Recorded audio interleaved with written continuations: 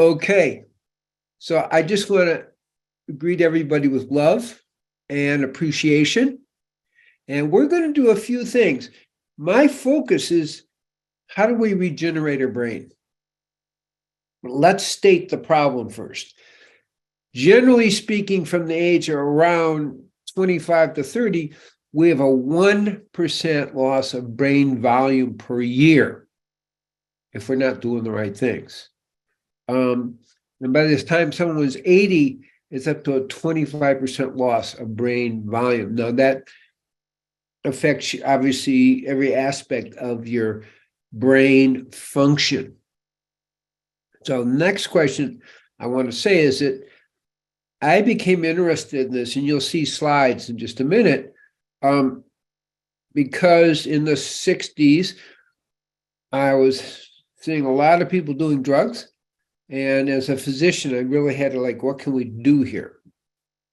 And then in the mid to late 90s, I actually had to work on my own brain because I had a congenital defect called AV anastomosis, where the artery and vein didn't have capillaries in between. Usually they break in your 30s, and for me, it broke in my late 50s because of my good health and so forth. But literally, my brain filled up with blood. They were pressing on my brain in certain areas, and I just happened to be staying with my daughter in New York after giving some talks on Long Island in upstate New York. And I went to Columbia, because that's where I went to medical school.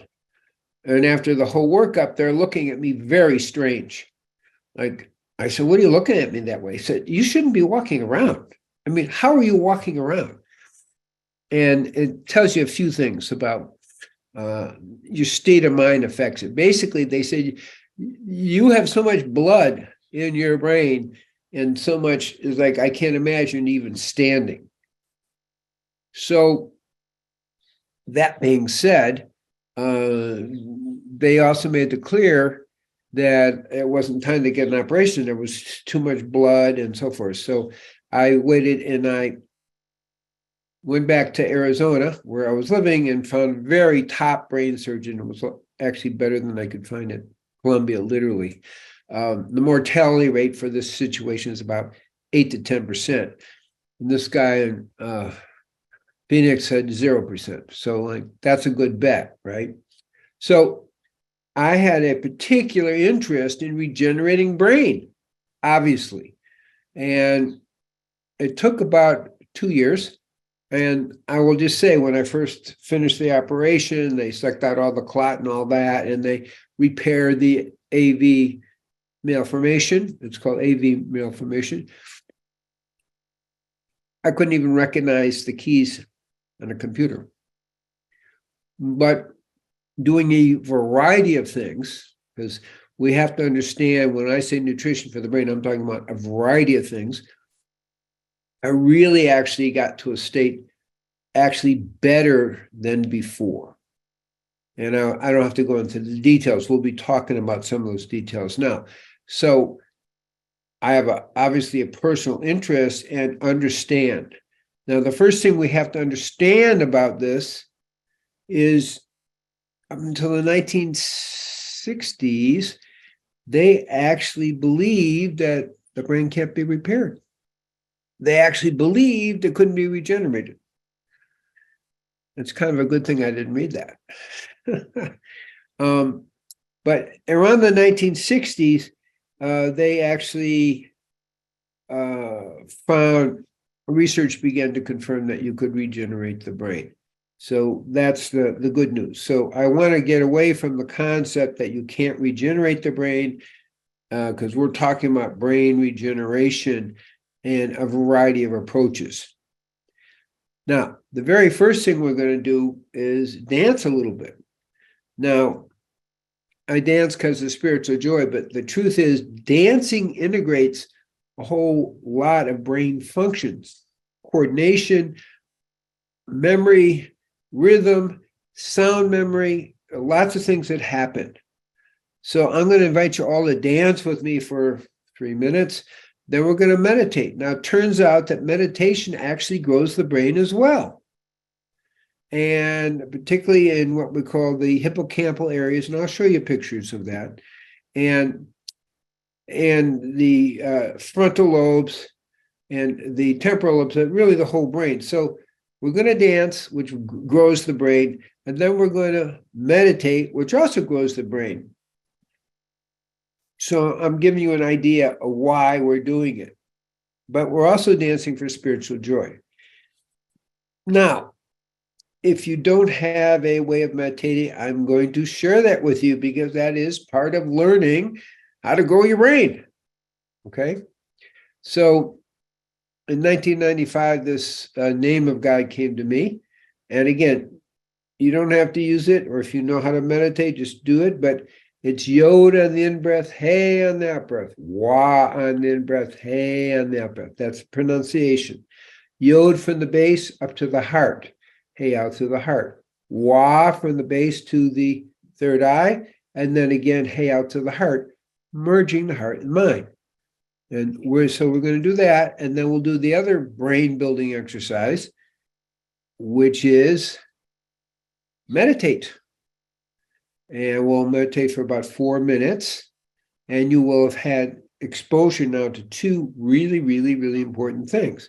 So the dance is integration, but it's also exercise. And the research does show that exercise, particularly aerobic exercise, is excellent for regrowing your brain as well as reintegrating. Dance kind of brings it all together. So that's why dance is important. So I invite you all to join with me as we dance for 3 minutes and get that spiritual joy going. Here we go. Just 1 second. Let's see. Almost. We got to tighten this down. Take my shirt off. Okay. Let us know when you're ready, Dr. Cousens. I will let you know as soon as I get this. Okay, we're ready. Go.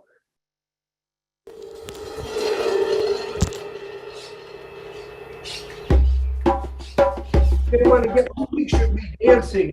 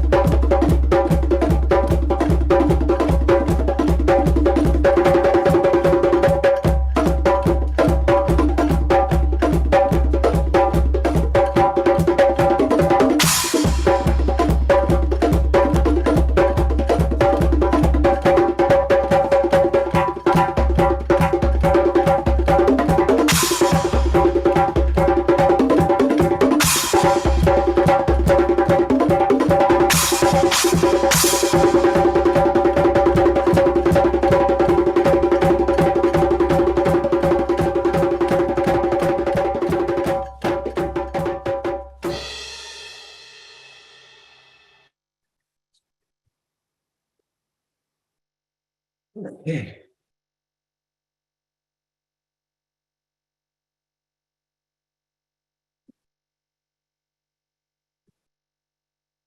Now we go into meditation for about 4 minutes and let your brain grow. Just focus on the energy coming through my eyes.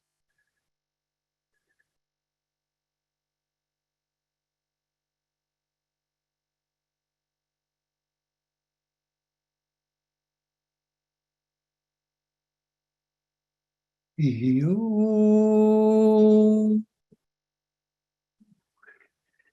Now, in the meditation, Yod in the in-breath, Hey in the out-breath, Wa in the in-breath, Hey in the out-breath, merging the heart and the mind.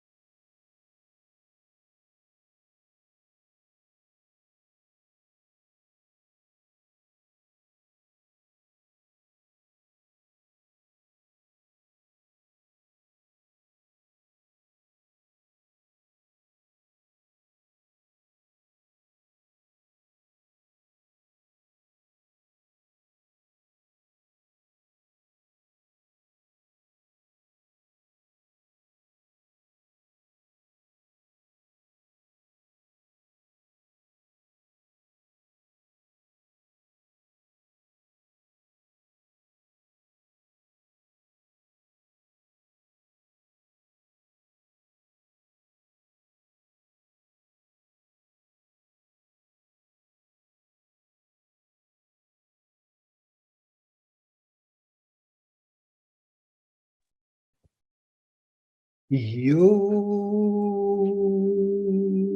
slowly come out of meditation, and we're going into the next phase of the talk. But I want you to be aware, you just did integration of a variety of brain functions as well as aerobics. And aerobic exercise is really the top physical exercise for rebuilding your brain. So we're going to get back to the slideshow in just hopefully soon, if we can. I'm not sure just how that's going to work, but if you can put the slideshow on, that's good. So I've already had a introduction. Let me see if I can get this a little bigger. There we go. Okay. And then the next slide, please. Next slide, please. So I've written a lot of books. My latest book is Into the Nothing. And you've heard about the cure of diabetes. Also, conscious parenting. It's really important. Parenting today is so important. As well as spiritual nutrition and the rainbow diet. Next slide, please. And this is kind of the crux of it. And it's not exactly a new idea. Herophilus, the Greek physician in 335 BC, said it simple. When health is absent, this is what we're talking about, wisdom can't reveal itself, meaning the brain's not going to work very well. Art can't manifest, right brain not working. Strength can't fight, wealth becomes useless, and intelligence cannot be applied. Next slide, please. Okay. That's the Tree of Life Foundation, through which I do a lot of my work. We have programs in many countries on many continents.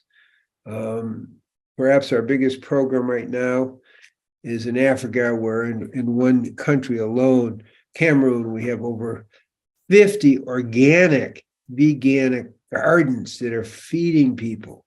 So we're pretty happy about that. Next slide, please. Okay, so as it says, 17 different projects in 11 different countries, stuff in South America, Brazil and Argentina, and Nicaragua, and so forth. Next slide, please. Okay, so this is current. This is me current, okay? 80 years old, 80 years young. And the key concept here, that really three things. So at any age, we can get younger. We can get stronger. Today, I did my 1,800 push-ups and about 900 sit-ups. And there's a variety of other exercises we do. At any age, we can get stronger, more flexible. When I was 20, I couldn't even get my hands to my knees, okay? It was that far. Now I can put my palms on the ground, and obviously sitting in full lotus here. So this is our potential. And the same thing with the brain. So you heard me mention by 80, people can lose up to 25% of their brain volume. But it's just the other way. If you do aerobic exercises and you meditate and you eat well, you can reverse the process and grow and fast. I want to mention fasting and grow your brain. Literally. Now you may think, fasting, how does that grow the brain? What happens when you fast is you activate certain hormones that actually grow the neurons, but also grow new neurons, like brain BNDF, brain-derived neurotropic factor, and also neuron growth factor, and also NRF2, which is an antioxidant that stimulates particularly brain growth and cuts down on brain inflammation.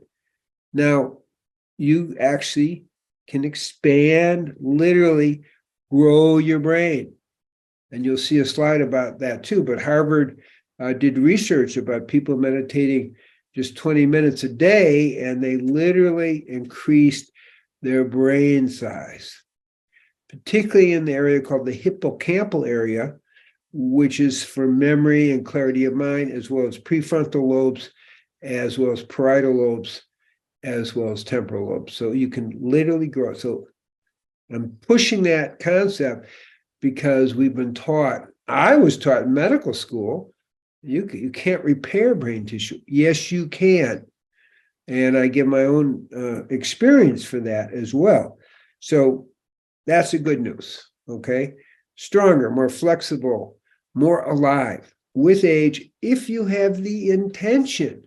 If you buy the assumption that we get weaker and more feeble with age and less balance and, less integrated and lose our memory, well, that also happens.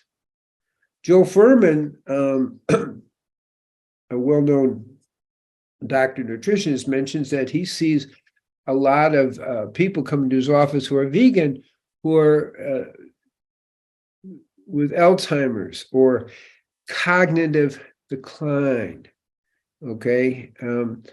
And I'm saying we can reverse or prevent all that. And we'll be discussing the reasons that happens, perhaps a little bit more easily with vegans if they're not following the protocols I'm talking about. So think about that. Now, I'm just going to compare myself to at 20.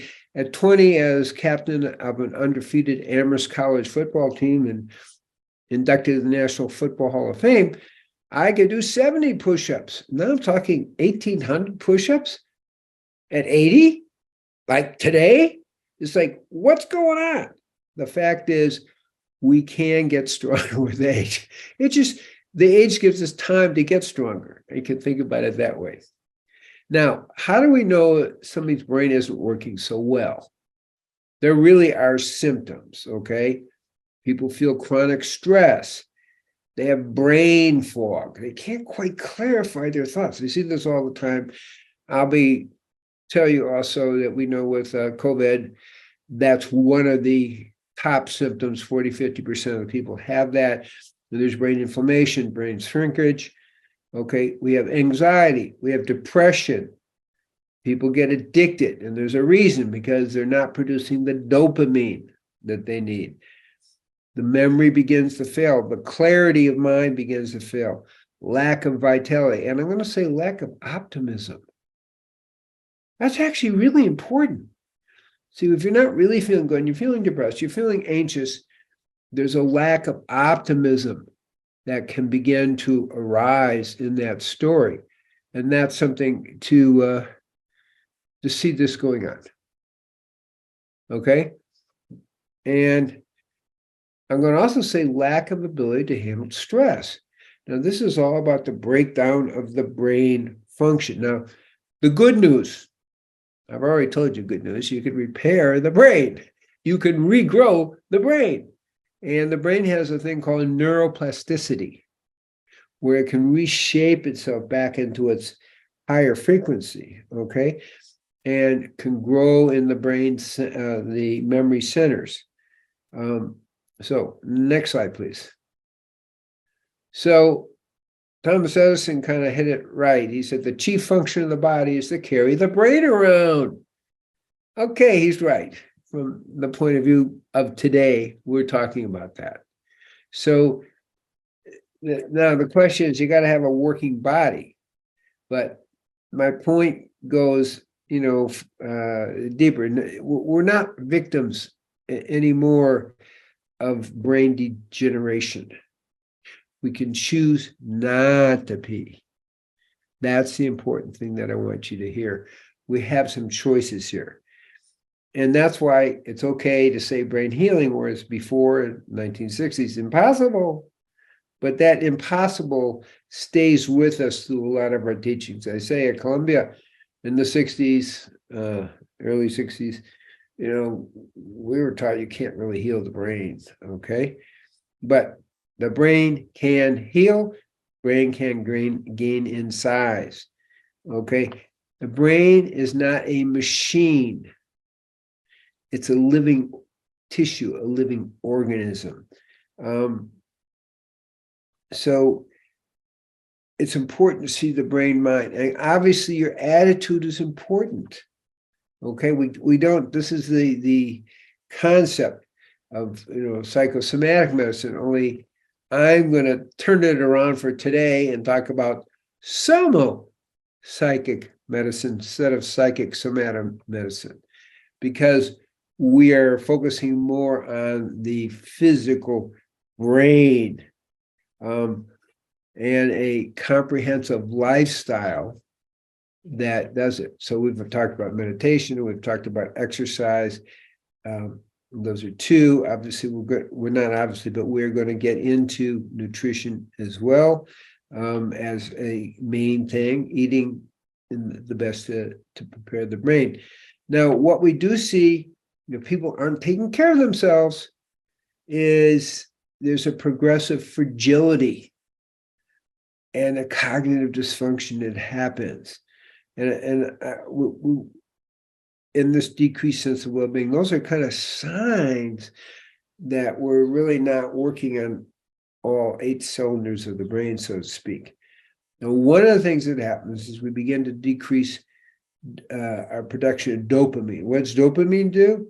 It creates it's a neurotransmitter, but it helps support overall joy, sense of well-being. It also, let's say, increases the mitochondrial function. Now, mitochondria are the energy factories. In a healthy brain, neurons have 3,000 to 5,000 mitochondria. In an unhealthy brain, it's down to maybe literally as low as 300 mitochondria. So your energy factories have decreased. So we can build those. Same with the heart. You can build these mitochondria in the heart as well. And the dopamine helps that. Okay.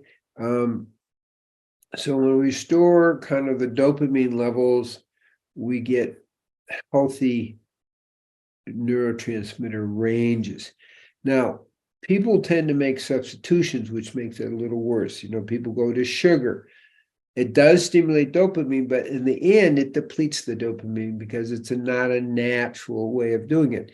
Recreational drugs, I call recreational drugs, so as you'll see in a moment, it wrecks the brain. They wreck the brain. Alcohol, tobacco, gambling, sex, they all increase the dopamine, but temporarily.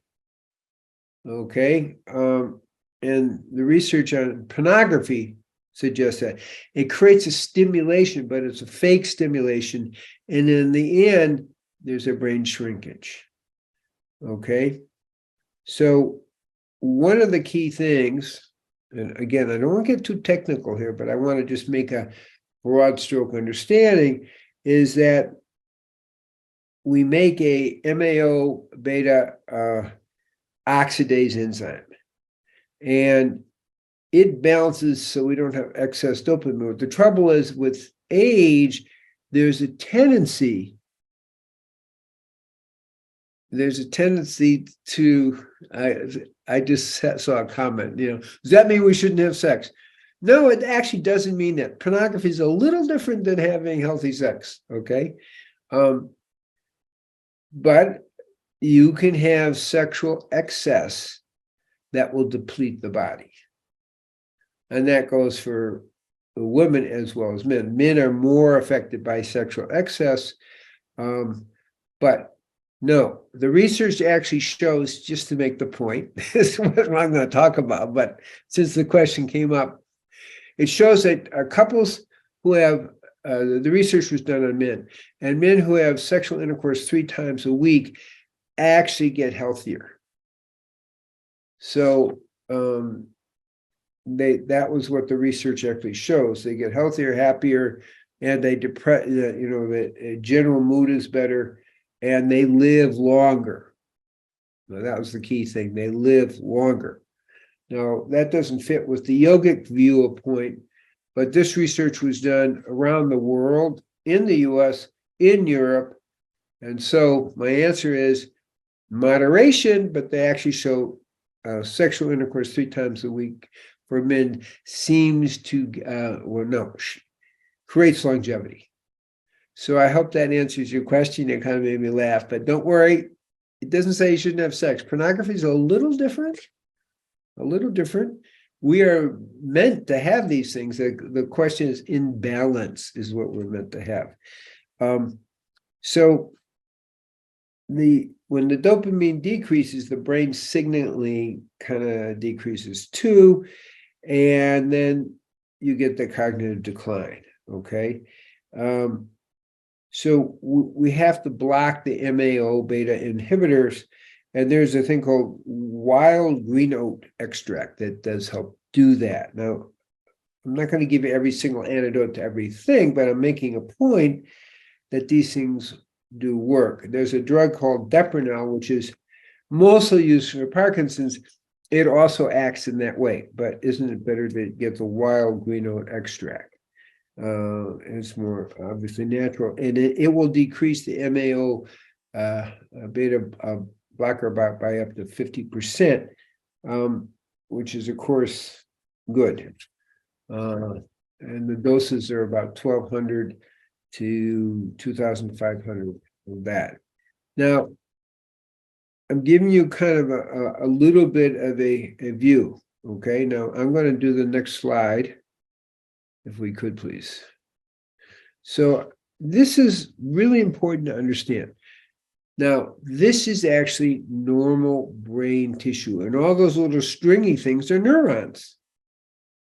Next slide. This is post-acid trip. Now, I want to be clear. I helped a lot of people, and that's how I got a little interested in this, repair their biologically altered brain, and you can see, wow, hey, where are the neurons? Where are the synapses? So I have kind of a lot of direct experience in repairing the biologically altered brain that we do with drugs and so forth. So I'm just going to go through a little bit of that to see the overview of the picture. Next slide, please. So this is a healthy brain, and this is a particular technique for mapping the brain with blood circulation and so forth. Next slide. So go back one slide again just for a second. So notice where it says healthy brain, that's the underside, and this is the top of the brain. Full healthy activity. Next slide, please. Now, most people think marijuana may be okay, but it really isn't. There are a variety of problems with marijuana, but one, as you can see, here's an 18-year-old, 3-year history, 4 times a week of marijuana. Look at the brain. It's got holes in it. It's not a holy brain, okay? It's got holes in it. And certainly in the 60s, the use of marijuana was pretty strong. So it's like I'm seeing people being really damaged with this. And I will also mention, which is on the far side of things, that with marijuana as well as ayahuasca, there's a tendency for people to be invaded by entities. We also are with the alcohol. That's why they call spirits. These things really happen. That's work I actually do with people all over the world. How do we undo this? Because it's very unfortunate. Next slide, please. 16-year-old, 2-year history. Look at the brain. Look at that. And then you see prefrontal temporal lobe activity damage. Next slide, please. And this is the 38-year-old, 12-year daily use. Next slide, please. And 28-year-old, 10 years, weekend use. Oh, I'm just taking on the weekends. Well, that's a problem. I'm not trying to do an anti-marijuana talk. I'm just wanting to be aware of it, that it isn't harmless. Next slide, please. Now, when I was in New York at Columbia Medical School, there was a debate about, well, we should give people methadone. I lived about a block from Harlem Hospital near Big Welch Mall, not too far from the Apollo Theater. And it was like, wait, methadone, it's got the same problem as heroin does. It just, you don't get high from methadone. How does that help? So here's a person, 39 years old, 25-year history of heroin and obviously methadone. Look at the brain degeneration. Next slide. Next slide, please. And now we have cocaine. People get addicted to cocaine. They can almost do it in one day. So here's a 52-year-old, 28-year history of meth and cocaine, and the brain is damaged. And it's one of the harder ones to undo. Next slide, please. This is 8 years of meth. Again, this is harder to undo, but it is undoable. And you can regrow the brain, which is the important thing. Next slide, please. Here's more holes in the brain, 2-year history. Doesn't take long. Next slide, please. Now, this is alcohol. Remember, I mentioned spirits too. And there's a lot of that spirit possession. That's not the topic of this, but it does happen when the brain isn't working right. Your whole field of protection is thrown off. And here's a person with 22 years of daily use and history of brain injury. It looks pretty bad, that alcohol stuff. Next slide, please. 44-year-old, 18 years of daily use. Now, there is some research out there. So I just want to make the distinction. If somebody has a glass of wine a few times a week, we're not looking at real brain damage. This is 18 years of daily use of alcohol, and it really, really rots the brain. Next slide.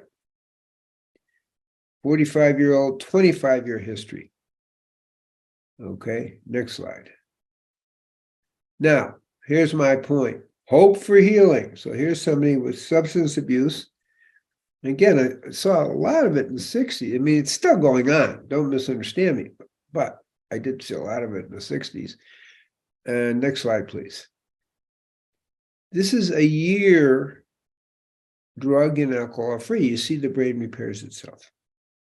Now, I'm going to be sharing, besides meditation and exercise and prayer, nutritional ways to eat that support brain healing. But I can't ignore that this is part of it. It's your total diet. So it can be done. So that's really the main thing. It can be done. Next slide. I would, here's the underside of a person's brain with drug abuse. Next slide, please. And this is a year. It's good. It, generally speaking, takes 1 to 2 years to rebuild the brain, with my overall program. Next slide, please. Now, I kind of got onto this when I was working in training at alcohol rehab center, and I saw that the people who just stopped alcohol still had anxiety, insomnia, shakiness, dizziness, depression, and poor memory. And that's a Swedish study. But there's a group in Minneapolis where they added nutrition. This is where I kind of got the idea, to be honest with you. And they had dramatically improved people. So instead of 100% anxiety, it was 11%. Insomnia went down to 6%. Shaky, tremors, 2%. Dizziness, and 4%. Depression, 5%. Poor memory, 11%. We're talking a little bit more about memory, but all of these are symptoms. That's why it's important to understand. They're symptoms of a degenerating brain. Anxiety, insomnia, shakiness, dizziness, depression, poor memory. They're all symptoms. So what we see is with proper nutrition, and this isn't even proper nutrition, this is just 4 different nutrients that they use, which is terrific at that time. I'm talking again in the 60s. That was a big deal. And so it makes a difference. To me, this is one of the first really good research papers that were done. Next slide, please.